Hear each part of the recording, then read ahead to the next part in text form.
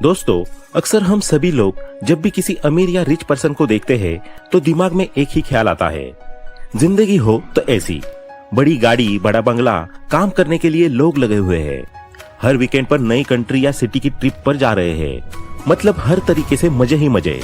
और एक तरफ हमारी खुद की जिंदगी है, सुबह से शाम तक हर रोज ऑफिस में घिसना, हर रोज बॉस का सड़ा हुआ चेहरा देखना और उसकी गालियां सुनते रहना। फिर भी पैसों की कमी नहीं पूरी हो पाती। महीना आधा भी नहीं गुजरता कि सैलरी खत्म हो जाती है। फिर किसी दोस्त से उधार मांगो या रिश्तेदार के आगे हाथ फैलाओ और हमेशा ये सोचते रहते हैं कि मेरे पास इतना पैसा क्यों नहीं है, क्या मैं कभी अमीर नहीं बन पाऊंगा, क्या वो दिन कभी नहीं आएगा जब मैं फाइनेंशियली इंडिपेंडेंट हो पाऊंगा या फाइनेंशियल फ्रीडम को एंजॉय कर पाऊंगा।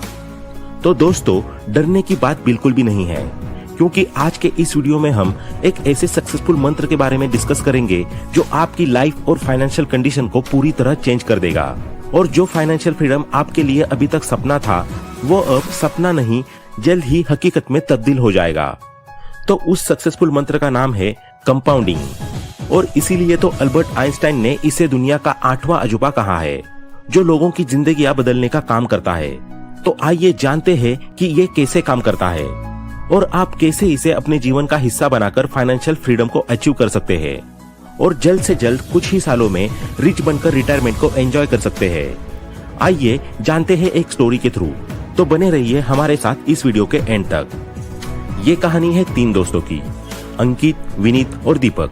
तीनों अच्छे दोस्त हैं। उन्होंने ग्रेजुएशन भी एक ही कॉलेज से एक ही टाइम पर की थी, लेकिन तीनों को अपनी पसंद के हिसाब से अलग अलग कंपनियों में नौकरी मिली। अंकित को सबसे पहली नौकरी मिली और उसने अच्छा पैकेज भी हासिल किया। अंकित अपनी जॉब से मिलने वाली सैलरी से खुश था।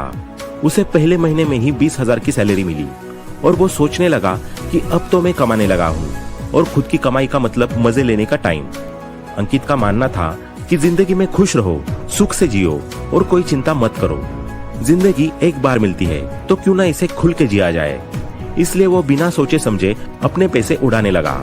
पहले महीने की सैलरी आते ही उसने ऑफिस के लिए कुछ ब्रांडेड फॉर्मल कपड़े खरीद लिए।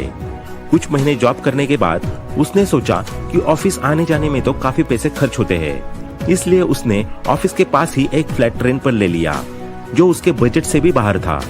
और अब तो अंकित रोज अपने दोस्तों को अपने फ्लैट में लाने लगा और उनके साथ पार्टी करने लगा। उसकी सैलरी मुश्किल से 10 दिन चलती थी, फिर उसे अगली सैलरी का इंतजार करना पड़ता था, लेकिन फिर भी अंकित अपने पैसे खर्च करता रहा। धीरे धीरे उसका लाइफस्टाइल बहुत महंगा हो गया।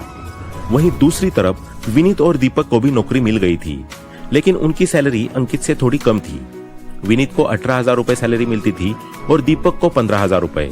लेकिन इसके बावजूद भी इन दोनों का खर्च करने का तरीका अंकित से बिल्कुल अलग था।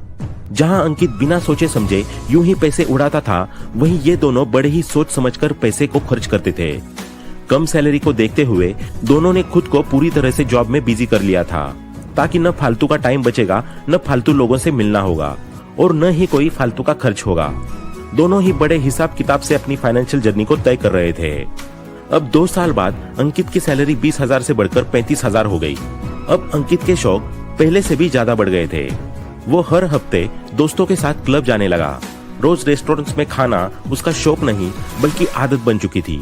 उसे जो कुछ अच्छा लगता वो उसे तुरंत खरीद लेता, चाहे उसके पास पैसे हो या न हो, क्योंकि आज के टाइम EMI का ऑप्शन हर जगह अवेलेबल है।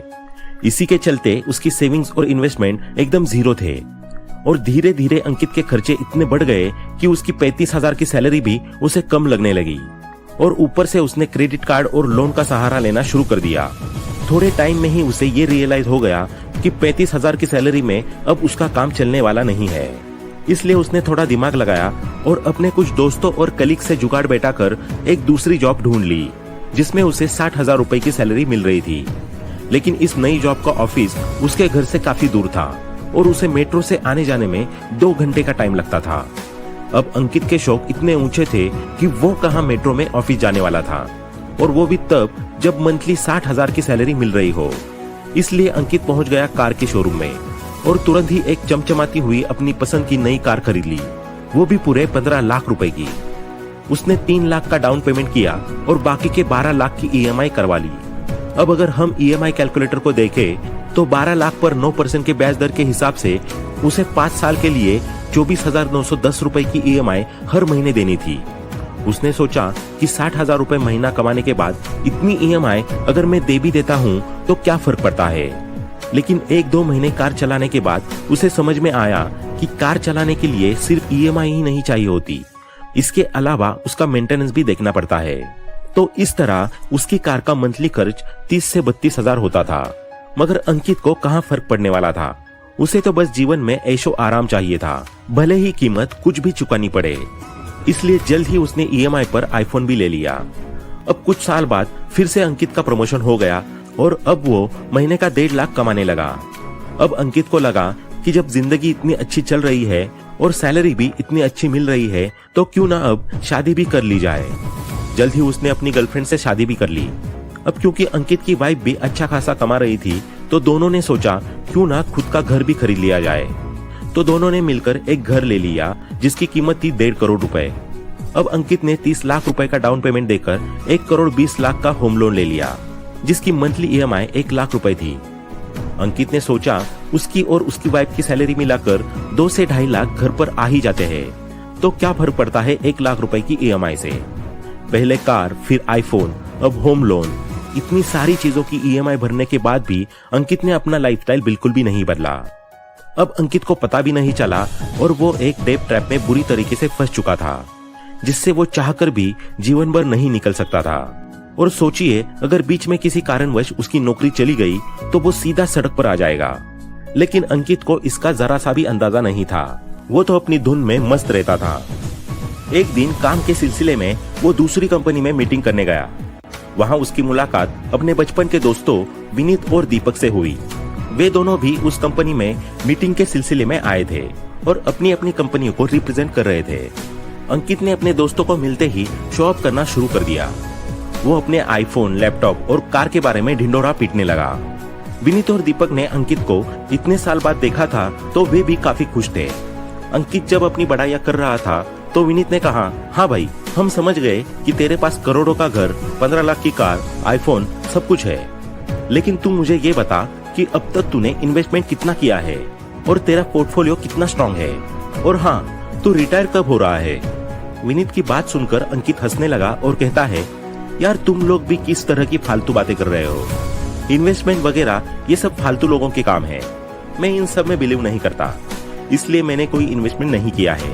मैं तो आज में जीता हूँ। और रही बात रिटायरमेंट की, तो जब लेंगे तब देखेंगे, अभी से क्या स्ट्रेस लेना।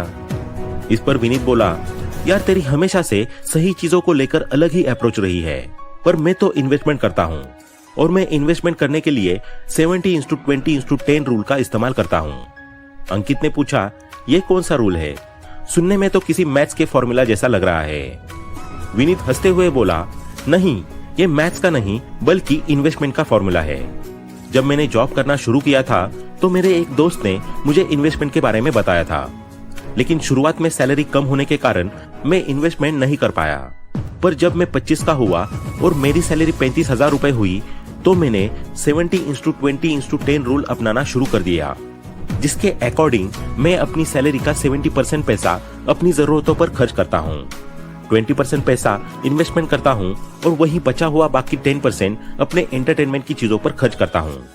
ये सब चर्चा चल ही रही थी कि दीपक को इतने समय से चुप देखकर अंकित और विनीत ने उससे पूछा, भाई तू क्यों नहीं बोल रहा, तू भी बता कुछ। दीपक मुस्कुराया और बोला, गाइस, मेरी शुरुआत थोड़ी अलग रही। मेरी सैलरी शुरू में तो सिर्फ 15,000 ही थी। इतने कम पैसों में सेव और इन्वेस्ट करना तो दूर, मुश्किल से घर का खर्चा चलता था। फिर भी मैंने हार नहीं मानी। जब मेरी सैलरी बढ़कर 35,000 हुई तो भी खर्चों में मुश्किलें आ रही थी। तब मैंने सोचा कि जॉब के साथ कुछ एक्स्ट्रा इनकम का सोचना चाहिए, तो मैंने उसके लिए फ्रीलांसिंग करना शुरू कर दिया, जिसके कुछ समय बाद ही मेरी महीने की इनकम 1 लाख रुपए तक पहुंच गई। और फिर मैंने अपनी इन्वेस्टिंग की जर्नी शुरू कर दी। बीच में टोकते हुए विनीत बोला, भाई तूने इतनी लेट इन्वेस्टिंग शुरू की? फिर दीपक बोला, हाँ भाई, लेकिन मैंने एक खास रूल को फॉलो किया जिसके दम पर सब कुछ चेंज हो सकता है। मैं इसे 7:3:2 रूल कहता हूँ। विनीत ने पूछा, क्या है ये रूल? दीपक ने जवाब देते हुए कहा, मान लो कि अभी मैं महीने के 1 लाख रुपए कमा रहा हूँ, तो इसमें से मैं हर महीने 40,000 रुपए की SIP करता हूँ, जिस पर मुझे 15% का एनुअल रिटर्न आराम से मिल जाता है। यानी कि 7 साल में मेरे इन्वेस्टमेंट की वैल्यू बढ़कर 60 लाख रुपए हो जाएगी। और अगर मैंने ये SIP आगे भी कंटिन्यू रखी तो अगले 60 लाख कमाने में मुझे 7 नहीं बल्कि 3 साल ही लगेंगे। यानी कि 10 साल में मेरा इन्वेस्टमेंट बढ़कर 1 करोड़ रुपए से भी ऊपर चला जाएगा। वहीं अगर इसे मैं आगे और कंटिन्यू कर दूं तो मात्र अगले 2 साल में ही मुझे नेक्स्ट 60 लाख रुपए मिल जाएंगे, जिन्हें शुरुआत में प्राप्त करने के लिए मुझे 7 साल लगे थे। इसे ही कहते हैं पावर ऑफ कंपाउंडिंग, जो मात्र 10 साल में ही आपको करोड़पति बनाने की ताकत रखता है, जिसके दम पर आप कभी भी फाइनेंशियल फ्रीडम को अचीव करके अपना रिटायरमेंट फुल्ली एंजॉय कर सकते हो। आगे दीपक अंकित को भी समझाते हुए कहता है कि देख अंकित, जब तू रोज जॉब जाकर अपने घर, कार और फोन की EMI चुका रहा होगा, तब मैं मस्त रिटायरमेंट एंजॉय कर रहा होऊंगा। 45 की एज पर भी इधर तू पैसे के लिए काम कर रहा होगा, वहीं दूसरी तरफ मेरे लिए मेरा पैसा काम कर रहा होगा और मैं फुल्ली आराम। इसलिए अब भी तेरे पास वक्त है, जितना जल्दी हो सके तू भी अपनी इन्वेस्टमेंट जर्नी शुरू कर दे, ताकि तू भी जल्दी से जल्दी रिटायरमेंट लेकर फाइनेंशियल फ्रीडम अचीव कर सके। इसलिए दोस्तों, इस स्टोरी से ये लेसन मिलता है कि आप भी अपनी लाइफ में दीपक जैसा बनिए, न कि अंकित की तरह, जो जीवन भर सिर्फ कर्जा चुकाने के लिए काम करते रह जाएगा। आप भी दीपक की तरह 7:3:2 रूल ऑफ कंपाउंडिंग को अपनी लाइफ और इन्वेस्टमेंट जर्नी का हिस्सा बनाइए और फाइनेंशियल फ्रीडम और रिटायरमेंट को एंजॉय कीजिए। तो दोस्तों, आज के इस वीडियो में इतना ही। आशा करते हैं कि आपको ये वीडियो पसंद आया होगा। वीडियो पसंद आया हो तो लाइक करें, शेयर करें और चैनल को सब्सक्राइब करना ना भूलें। Thanks for watching.